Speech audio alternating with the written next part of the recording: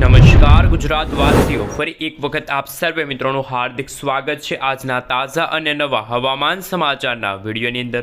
મિત્રો આજે થઈ છે 3 સપ્ટેમ્બર અને વાર થયો છે બુધવાર। આજે મિત્રો બપોરથી લઈને સાંજના સમયગાળા દરમિયાન બંગાળની ખાડીવાળી વરસાદી સિસ્ટમ અત્યારે તમે જોઈ શકો છો કે ભુવનેશ્વર વિશાખાપટ્ટનમ લાગુના વિસ્તારોથી આગળ વધીને ગુજરાત તરફ તેનો ટ્રેક જોવા મળી રહ્યો છે। જી આ દર્શક મિત્રો, તમે તમારા મોબાઈલ સ્ક્રીનની અંદર જોઈ શકો છો અત્યારે આ વાવાઝોડું ભુવનેશ્વર લાગુના વિસ્તારથી સતત ગતિ કરીને પશ્ચિમ દિશા તરફ આગળ વધતા ગુજરાતના વાતાવરણમાં આજે સાંજે અને રાત્રિના સમયગાળા દરમિયાન આવી જશે મોટો પલટાવ। જી આ દર્શક મિત્રો, જેના કારણે ગુજરાતના રીજનના ભાગોની અંદર રીતસરનું મેઘ તાંડવ શરૂ થઈ ચૂક્યું છે।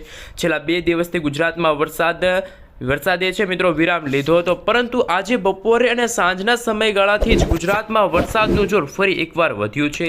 ત્યારે હવામાન નિષ્ણાંત એવા અંબાલાલ પટેલે તો મિત્રો નવરાત્રિથી લઈને દિવાળી સુધી ગુજરાતમાં વાવાઝોડાની અસરો વર્તાશે તેવી આગાહી વ્યક્ત કરી છે। સાથે સાથે પરેશભાઈ ગોસ્વામીએ કહ્યું કે જ્યારે આ બંગાળની ખાડીવાળી વરસાદી સિસ્ટમ ગુજરાત નજીક આવશે ત્યારે ગુજરાતના રીજનના ભાગોની અંદર તો અમુક ભાગોમાં 10 થી 12 ઇંચ સુધીનો વરસાદ, તો અમુક ભાગોમાં 12 થી લઈને 15 ઇંચ સુધીના વરસાદ, તો અમુક ભાગોમાં મિત્રો આગામી દિવસોની અંદર 15 ઇંચથી પણ વધુનો વરસાદ જોવા મળશે। તો મિત્રો પૂરેપૂરું ગુજરાત આખું પાણીમાં ડૂબતું જોવા મળવાનું છે। નદી નાળાઓ છલકાશે, રોડ રસ્તા ઉપર પાણીના ગરકાવ થશે અને મિત્રો આવતીકાલથી એટલે કે 4 સપ્ટેમ્બરના રોજ ગુજરાતના ઘણા બધા ભાગોની અંદર શરૂ વરસાદનો નવો રાઉન્ડ। અને મિત્રો આ ગુજરાતમાં વરસાદનો નવો રાઉન્ડ 4 સપ્ટેમ્બરથી લઈને 8 સપ્ટેમ્બરના સમયગાળા દરમિયાન જોવા મળશે અને આ સમયગાળા દરમિયાન ગુજરાતમાં આંધી, તુફાન, વંટોળ સાથે મેઘરાજા મન મૂકીને વરસવાના છે। હવે શરૂ થશે મેઘરાજાનું મેઘ તાંડવ અને મિત્રો આ સપ્ટેમ્બર મહિનામાં નવરાત્રિ આવી રહી છે।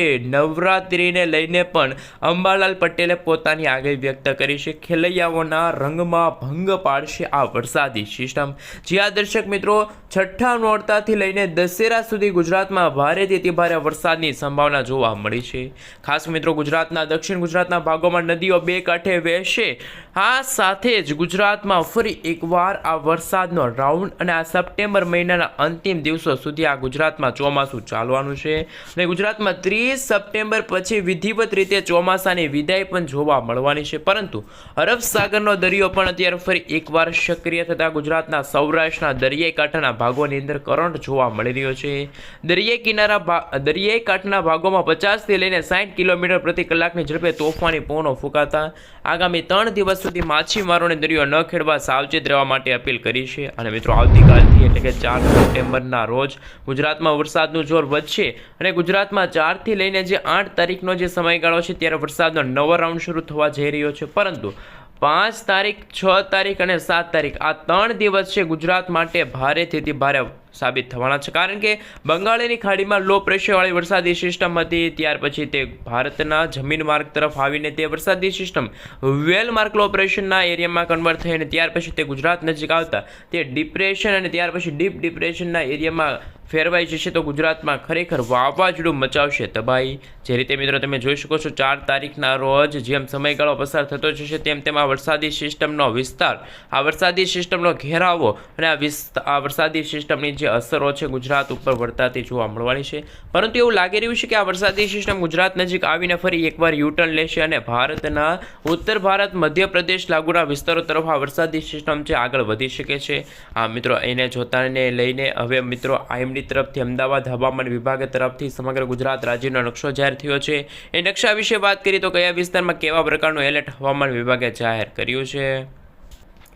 હાલ મિત્રો તમે તમારા મોબાઈલ સ્ક્રીનની અંદર જોઈ શકો છો આજે તો માત્ર દક્ષિણ ગુજરાત અને મધ્ય પૂર્વ ગુજરાતના ભાગોમાં વરસાદની સંભાવના છે, પરંતુ આવતીકાલે એટલે કે 4 સપ્ટેમ્બરથી ગુજરાતમાં વરસાદનું જોર અને વિસ્તારમાં બંનેમાં વધારો થશે। જેના કારણે ગુજરાતના 2 જિલ્લાઓ જેમાં ખાસ કરીને નર્મદા અને તાપી આ બંને વિસ્તારોની અંદર અતિશય ભારે વરસાદ પડવાને લઈને હવામાન વિભાગ તરફથી રેડ એલર્ટનું સિગ્નલ છે કે જે જાહેર કરી દેવામાં આવ્યું છે। આ સાથે સૌરાષ્ટ્રના ઘણા બધા ભાગો છે જેમાં ખાસ ભાવનગર છે, અમરેલી છે, ગીર સોમનાથ લાગુના વિસ્તારની અંદર ભારેથી ભારે વરસાદ પડવાને લઈને હવામાન વિભાગ તરફથી યલો એલર્ટનું સિગ્નલ જાહેર થયું છે।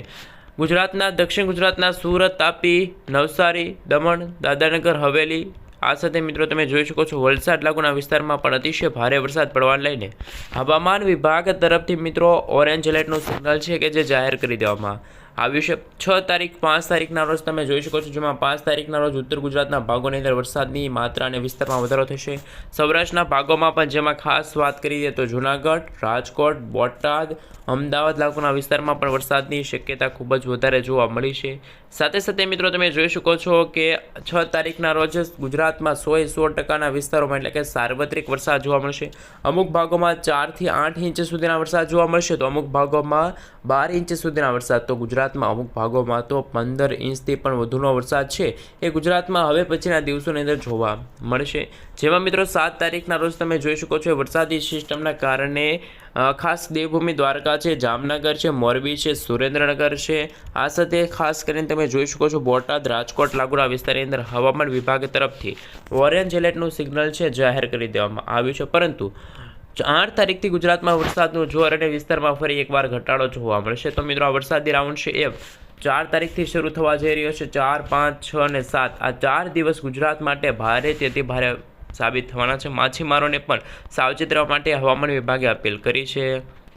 હવે મિત્રો આપણે જાણીશું કે આજે અત્યારે બપોર પછી સાંજે અને રાત્રિના સમયગાળા દરમિયાન કયા કયા વિસ્તારની અંદર વરસાદનું જોર છે ફરી એકવાર વધતું જોવા મળશે. તો કચ્છ લાગુના વિસ્તારમાં વાદળિયું વાતાવરણ જોવા મળી રહ્યું છે. સૌરાષ્ટ્રના પણ ઘણા બધા ભાગો છે કે જ્યાં અત્યારે વાતાવરણમાં મોટી અસ્થિરતા સર્જાણી છે, કારણ કે બંગાળની ખાડીવાળી વરસાદી સિસ્ટમ મિત્રો તમે જોઈ શકો છો અત્યારે બંગાળની ખાડીથી લઈને અત્યારે ભુવનેશ્વરથી લઈને વિશાખાપટ્ટનમ લાગુના વિસ્તારો તરફ આગળ વધતી જોવા મળશે. જેમ જેમ મિત્રો સમયગાળો પસાર થતો જશે તેમ તેમ આ વરસાદી સિસ્ટમ છે એ ભારતના મધ્ય ભારત નાગપુર લાગુના વિસ્તારોથી આગળ વધીને ગુજરાત તરફ આગળ વધશે. કારણ કે મિત્રો ગુજરાત તરફ આ 5 તારીખના રોજ આ વાવાઝોડાવાળી વરસાદી સિસ્ટમ છે દક્ષિણ ગુજરાતના ભાગોમાં તેમની અસરો છે વર્તાતી જોવા મળવાની છે. દક્ષિણ ગુજરાતના ભાગોમાં પણ પરેશ ગોસ્વામીના જણાવ્યા અનુસાર ગુજરાતમાં છે હવે પછીના દિવસોની અંદર 10 થી લઈને 15 ઇંચ સુધીના સામાન્યથી હળવા વરસાદ છે જોવા મળે છે. તો અમુક ભાગોમાં અતિશય ભારે વરસાદ તો અતિવૃષ્ટિના પણ એધાણો અત્યારે હાલ મંડરાઈ રહેલા જોવા મળી રહ્યા છે.